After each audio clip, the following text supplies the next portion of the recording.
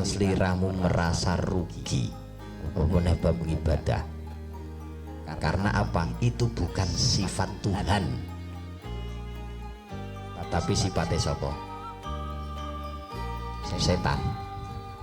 Kok nyalahne setan gak nyapo-nyapo panggo salahne. Ya karepmu dhewe kuwi ya. Lah nggih to nggih. Kadang iki menungso iki mergo ora cocok karo karepe, ora cocok karo angen-angene, karo harapane. Banjur awake dhewe merasa rugi lho. Lah aku ki gak ngono rek. Gak ada istilah rumus di dalam diri saya. Nuwun sewu nggih.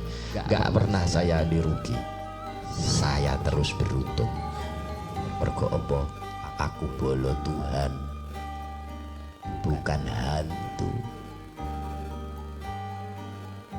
Gitu.